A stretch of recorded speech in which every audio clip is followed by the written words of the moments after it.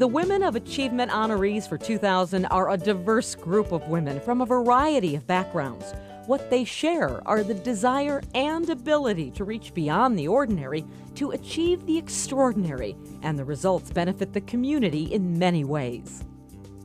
This year's honorees are featured at the St. Louis Art Museum.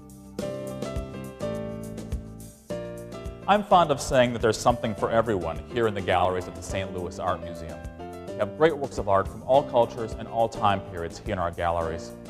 Here we are in this beautiful Cass Gilbert building, the only surviving structure from the St. Louis World's Fair of 1904, on top of Ark Hill in beautiful Forest Park. We're here with some of the great masterpieces of European modernism in the museum this afternoon, but you will see throughout the broadcast a number of different galleries. It's a great honor for us to have the Women of Achievement award winners filmed here in the museum this year. Thank you for joining us. We hope you all pay us a visit at the conclusion of today's event. Against the exceptional backdrop of the St. Louis Art Museum, we now bring you the 2000 Women of Achievement. In the category of humanitarian concerns, the honoree is Mary Benke. I have been with children, volunteering with children, since I started 24 years ago. And I started at the St. Louis Zoo when my daughter was just 6 months old, and my husband thought I maybe needed to get out a little bit. And so I started there, and it just progressed that the happiness that was brought to the children through educational programs and fundraising efforts through the zoo brought so much pleasure to families as well as the children. And then it just moved on to other agencies where the children were not so fortunate. She's involved in an awful lot of things at St. Louis Children's Hospital, and that's what I know, where I know her best. But I also know that she's very involved with the Edgewood Children's Center and the Delta Gamma Center for Visually Impaired Children, as well as the St. Louis Zoo. And I think that's what really appeals to me and to us, is her involvement with children, her dedication to helping children in lots of different settings. I found my way to Children's Hospital through a good friend who asked me to sit on one of the gala committees, which is Carousel, which is planned every other year. And I sat on her committee, and the following year chaired it, and just kept moving on through the ranks, through the Friends Board at Children's Hospital. In dealing with children, I think everyone has the concept that I've been with younger children, and most of the time I have, and their families, and fundraising for those programs. But at Washington U, the Women's Society raises scholarship dollars for junior college graduates that could not go on to a school like Wash U without some assistance, and we fully fund those 2 scholarships a year. Well, she's dedicated, she's take charge, she's also somebody that has a lot of fun while she's doing it. And so, in addition to getting the job done, she has fun, and everybody around her has fun, so it encourages other people to volunteer as well. I love meetings. I don't like the work that's generated from the meetings, but I love the meetings and I love the people, and it just seemed that that was catching, and that's how other people reacted, and they wanted to volunteer because it was fun. For achievement in youth outreach, the honoree is Reverend Jacqueline Brock.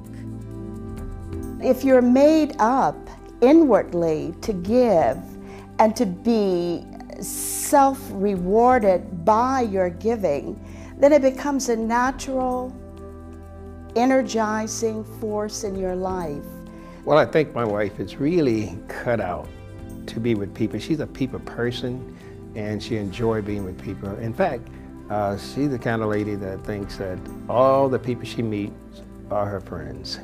And she sincerely believes that they are her friends because she tried to make them all feel comfortable and feel at ease. The Lou Brock Scholarship Foundation is of primary importance to my husband and I. We want to touch as many lives in terms of motivating and encouraging the youth of our community, and it is the driving force that really gives us the energy to solicit, and once we grant those scholarships, to try to follow up with those young people and be whatever role models that can influence them in a positive way. Old Newsboy Day is probably one of the highlights of this past year, in as much as my husband and I took on the challenge of increasing the funds that would be raised for all of the children's charities in the metropolitan area. Not only was she on the street corner with the paper in her hand yelling, on a couple of occasions she actually got in front of cars and stopped and said, "You got to buy a paper from me today." And I think in a sense that may be one of the reasons. I think the energy of that rubbing off on other people as well, the volunteers, and they all did a wonderful job. But I think because she was who she was and the dedication to it, it just led to other people really jumping in and saying, "What else can I do?" There's a great deal of gratification living a day through where you know that you have touched a life. You have maybe redirected a life. You have caused purpose to come into a life. And as a result, when your day is over, you are really fulfilled, you're grateful, you're full of joy and contentment. You can shut down, relax, and be refueled for the next quest. And as I said, that is what I believe motivates my husband and I with what we commit our lives to do.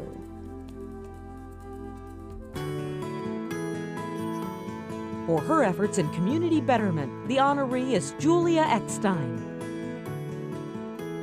As a native of St. Charles County, it's very easy to get involved in the community. St. Charles County has a very strong and rich tradition of people being involved and people working together to make it a great community. I can remember ever since I was small, my parents were definitely involved in things in the community, and I think past that an important element in everyone's life, to me also. Julie distinguished herself in St. Charles County by serving as the county's first Director of Business Development at our Economic Development Center.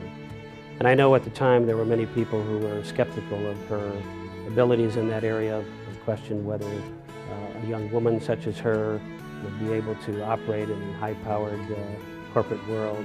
Yet she had a major impact immediately. You have to have a lot of self-confidence and just go do it and show people that you can do it. It takes a lot of preparation, from educational commitment to undergraduate and graduate degrees, and also just participating in a lot of different things in the community to get experience with all kinds of issues and to know how they interrelate to each other. Julie helped spearhead a major community initiative in St. Charles County that's known as Healthy Communities 2000. It's the effort of a lot of people collaborating to address ways in which the county can better the well-being of families across the spectrum. And many issues that oftentimes get set aside or ignored have been tackled by her Healthy Communities Coalition. When you talk about a healthy community in general, it's like a puzzle, and every piece is important to make a community the best it can be. And that includes parks, and it includes businesses, and every service industry there too. It takes great health care, it takes great people to make a wonderful community. And I think when everybody contributes, then you're assured of having a great place to live, work, and play. I think being successful entails making a commitment and making sure that you stick to what you believe in and your values and your commitment. I think people know that I'm truly, honestly committed to St. Charles County, and that comes across hopefully in everything that I do. In the field of cultural enrichment, the honoree is Melanie Fathman. As it says on the museum behind me, art is all about truth, and there are lots of truths. And when I try to talk to my students at the university, I try to tell them that each work of art that they study is a document to what people were buying and what they were selling, what they were making things from, what they were thinking about. So when I teach art history, it's like the history of ideas. I think Melanie's so driven because she's a born teacher, and she has a certain ethic where she is so fortunate, she feels herself so fortunate, she has to share everything she knows with as many people as she can. I've been a docent here at the Art Museum for 30 years and done lots of things in between, but it's one of the most fulfilling volunteer jobs that I have. I think it's because the public sort of keeps you on your toes. You know, you get kind of highfalutin when you go to graduate school and get some notions in your head, but they always bring you back down to earth with their questions and their observations. And I think that I have seen a lot of things through their eyes in totally new ways. I love my work with opera theater. I think it's the most wonderful medium that brings everything together. It brings drama, movement, dance, scenery, color, and certainly music and beautiful voices. My involvement at Landmarks had to do with teaching at St. Louis University, and originally trying to get the students to deal with an art form that's very immediate and right here in St. Louis, and that was architecture. And continued to take more courses in graduate school, and realize it's a very important part of our community to sustain what we have and to make living here in St. Louis better for all of us. Well, St. Louis has benefited from so many things that she has done. She is also, I might mention, a commissioner for the regional arts. Mayor Harmon had appointed her. She was president of Landmark. She teaches at UMSL. She taught at Webster. She taught at St. Louis U. So many people know her and respect her and honor her, as I do. I think the real reason that I volunteer is that I try to get people to come together from different segments of society to have a dialogue with each other and to be enriched by each other's experience. In the category of civic responsibility, the honoree is Mary Gillespie. I remember reading a phrase one time which I call the 4 T's, which is to serve, to give, to achieve, together. And I've always tried to tell my students and the young people I mentor to always consider those aspects of public service. Mary has been a tremendous role model for the professional woman. She serves on a number of professional organizations, and what she's done with that is really looked at those boards, looked at those organizations, and over the years said, do we have a woman speaker for that? Do we have a woman officer coming along? Is there a particular role that a woman should be playing within this organization? And again, she's done that in her own way, and she's done it over a number of years. So she's really set the example for a lot of us on being civically involved. I am one of the founders of the Economic Development Committee for the CPA Society as well as the Bar Association in St. Louis. And I found through my years of working with higher education that economic development is really geared to the type of higher education institutions we have within the region and the state. One of the goals of our committee is to recognize St. Louis and the region for its educational technopolis. And with having the 3 major universities here, Washington University, St. Louis University, and University of Missouri St. Louis, we feel we have like an educational triangle. It's a great opportunity to increase the access to new businesses and also to attract businesses from other states. And it also helps with the entrepreneurial growth of the region. When she opened her first office in 1976, she started really a lifelong process of inviting young women from our area universities, and that would be St. Louis U, Washington University, University of Missouri St. Louis, and perhaps others, to be interns in her office. And certainly she gave them a valuable experience, but she did a lot more than that. She would call around to all of us and say, could this student come out and meet with you? Could you talk with them? Is this organization, do you know the people there? Because I'd like to have this student come out and speak with them.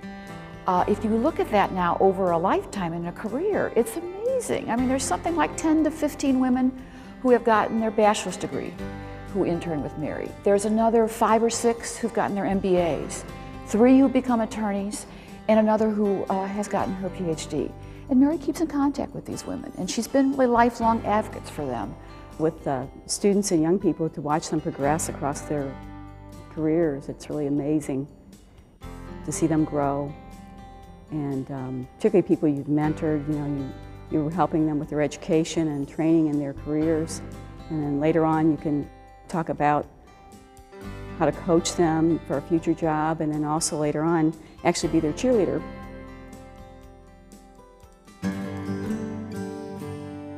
For achievement in health advocacy, the honoree is Linda Hansen. I first got involved in Burns Recovered Support Group in the way I think most people get involved in things. 9 years ago, my husband was injured in a car fire and sustained life-threatening burn injuries. He spent 19 days in a life-threatening condition and then spent a month in the hospital, which led to 17 surgical procedures in 3 years. At the time that he was first in the hospital, and I was overwhelmed, the hospital told me to call the people from Burns Recovered Support Group, that they would be there to give me some emotional assistance. I called once, 5 times, 10 times, and sadly to report, no one ever called me back. Linda approached it with, there are health professionals taking care of the burns, but I'm here to help take care of the families. And she approached it to a specific family, person to person. I know you're hurting and I was hurting, and I asked for help and it wasn't always there. What can I do for you? Missouri Children's Burn Camp started 6 years ago. I read an article in People magazine about a burn camp in another state. And I said, gee, why aren't we sending children from our community to our burn camp? I started to network, made some phone calls, and quickly realized there was no Missouri Children's Burn Camp. So I decided it was time that we had one. We don't do any structured psychosocial work at camp, but they get what camp's about anyway. They just grow during that week because of what they see. They grow because they're able to be around an adult burn survivor who, by example and role model, lets these children see, I can grow to be a healthy adult, I can be married, I can have children, I can have whatever job I wish to have. You'll see them the first day they come to camp, they'll come swimming, and they might be wearing blue jeans or they might be wearing a long sleeve shirt. And then nothing's said, but by the end of the week, that same child comes swimming in a swimming suit. She has the respect of the children that they know that she just loves them and she's not going to think of them as different because they're burned. And sometimes they get that opinion. A lot of places they go, they're stared at, and while that's difficult for adults, it's very difficult for children. And they know that they just get love from her. Kids at camp are kids. Scars are just on the outside. They're still bad, they're still rowdy, they still need to be taught to behave, and you still give them unconditional love. And if a little child holds your hand and he may have no fingers on that hand, it doesn't matter. He still looks in your face with the most incredible eyes you ever want to see.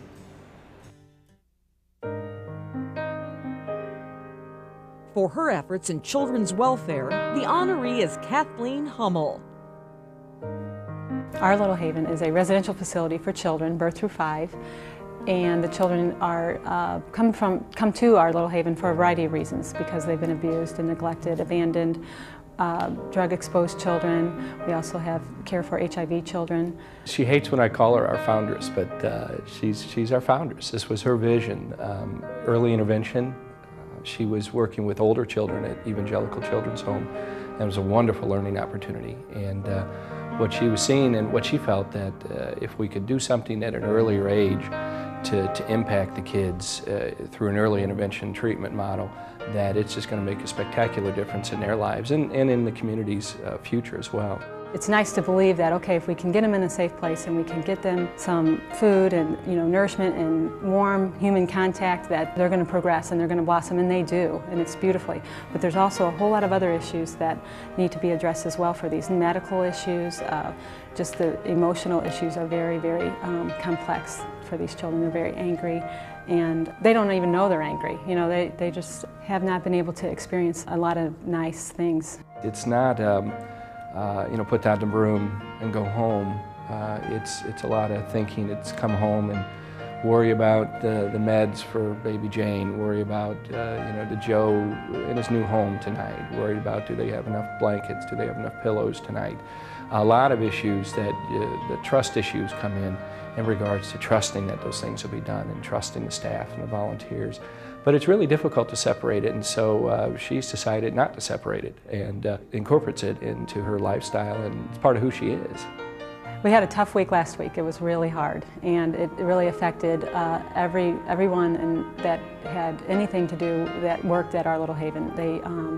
And I think we can only believe and hope that while the child is there, that we do what we can do, and help them understand that you can trust people and you can experience good feelings about yourself, about people, other people, and have that to go on from. It is tough, it is hard, it's challenging, but it's also very rewarding. 250 kids at this point, and still counting. It's made a difference and significant impact on these kids. Without her vision, without her dream, I'm just concerned, I'm not exactly sure what would have happened to those 250 kids and the however many more we serve in the future.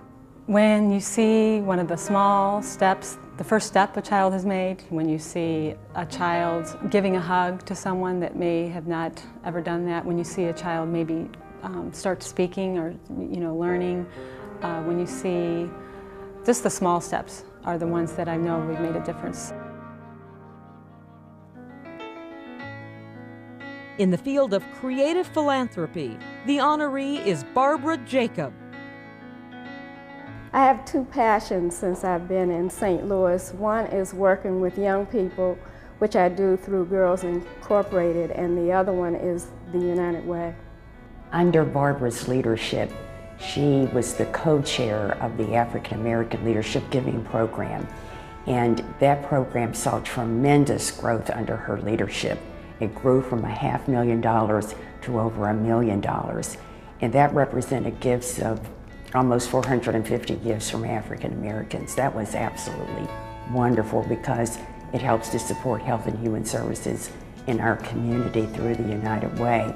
The other thing that happened is that of those gifts, 20 were from individuals who gave over $10,000 or more. And so that placed our United Way as #1 in having the most African Americans in the community to give those size gifts. A lot of times it is perceived that African Americans are always receiving and never giving. And I know that African Americans can give, do give, and do give generously. We set an aggressive goal of $1 million, and there were a lot of skeptics who said, I don't think you're going to make that goal. But it was very rewarding when we did make that goal. Right now, I'm president of the board of Girls Incorporated, but I love working with the youth and with children. I want to feel that I can help shape the children's lives, to give them self-confidence, to let them know that they can make goals and that they can reach those goals and that nothing is impossible. She's had a tremendous impact in the community, that she's really making a difference. And she's making a difference because she personally sets high goals for herself in giving back to the community. Services to others, I think, is my rent that I'm paying for being on earth. And when it's all said and done, I want my rent receipt to say, paid in full.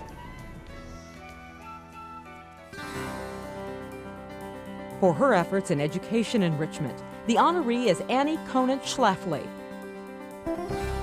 Being involved has always been something in our family that was very, very important. And the constant support of my family is really what makes it all happen. Annie really likes, and maybe like is an understatement, I think she loves St. Louis. And I think she really tries to do her part to make it a better place to live for everybody. And in that respect, I think volunteerism and community endeavor really is a part of what Annie wants to do, feels she needs to do, and really she enjoys doing it. I got involved in the St. Louis Public Library in 1980, I think it was, and Vince Schamo called and asked if I would go on the board. We were city residents, and I think most of the members had been on the board. Previous members had died and never been replaced. So Vince called me, and he also called Tom Schlafly, and the two of us went on and served on the public library. Reading and books, it's like apple pie. Who could say anything against a book or reading or pulling people into the library? And I'm into marketing and sales and started the Friends, and so it was such an easy sell. I could go out and anybody and everybody wanted to get involved. The St. Louis internship program was started in 1992 by Tom Halverson, who's a lawyer in the city. And he felt, my gosh, what can we do for kids who don't have opportunities? We're telling them to get jobs, but what if they don't know how to get jobs? And so he started this program with 52 lawyers, and from then on it took off. We get kids from the St. Louis Public Schools, and we work with corporations who employ them, and we work with the principals in the schools to identify kids who are motivated and willing to make changes and really wanting doors to be open for them, and then we place them in these jobs. She's made it very easy to go to these various organizations and do the tough part of the work, which is ask for the contributions. And she does it in a way where those with whom we're meeting really come to understand not only what the organization is about, but the fact that a person like Annie would feel so strongly about the mission of the various organizations that the ask becomes fairly simple and the request is made, and in many instances, if not most, some form of contribution, whether it's financial or otherwise, usually is received. 99% of our kids go on to some post-secondary degree, and when you look at high school statistics, that's incredible. 98% of our kids graduate from high school, and once again, it's an amazing statistic. The positive reinforcement one gets from being involved in an organization, no matter the organization, and you work with people, the staff, and you have an opportunity to volunteer in an organization you believe in, there's just nothing like it.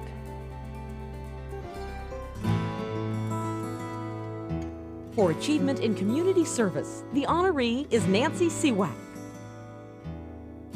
The reason I think I've been involved, I just happened to be in places that needed leadership or that needed an extra pair of hands or that just needed somebody to lead the way. Well, Nancy has moved in different areas. She has been active at St. Louis University. She has been active on the board of Enterprise Bank, in addition to assuming many leadership positions within the Jewish Federation structure. She has served as Vice President for Endowments. She has served as Vice President for Human Resources. She was a Women's Division of the Jewish Federation President and Campaign Chair. Every job that she undertook, she was a Young Leadership Award winner, she took with enthusiasm and brought credit to the job that she assumed. My role as the first woman president of Jewish Federation has just evolved as another person becoming president. But I have to say, this is a big organization with a lot of wonderful volunteers. I feel if I've had challenges or if I've had stumbling blocks, I had a lot of nice friends standing by to help pave the way. I do think it's been a wonderful opportunity for women in philanthropy to know that we count, we are important, and we have an awful lot to offer to this community. My role with St. Louis University is a real highlight in my life. I've never had the exposure to Jesuits until I came onto St. Louis University board. They're very ecumenical, they're very academic, and they're very respectful of my background as a person from the Jewish community. It's been a wonderful experience, and again, this is a university who's right in the middle of a city, and it's beautiful. If you go by St. Louis University, you'll have such a thrill of walking on that campus and seeing what a wonderful school it is and how bright our students are and how well they're being educated. Nancy has boundless energy. She is the most positive person I've ever met in my life. She has a very good self-image. The thing that has meant the most to me with everything I've been involved in is the hope that my children and my grandchildren will see how it is our tradition to give back to our society and to give back and make this world just a little bit better than when we got here. And I hope that I've done that through everything that I've done.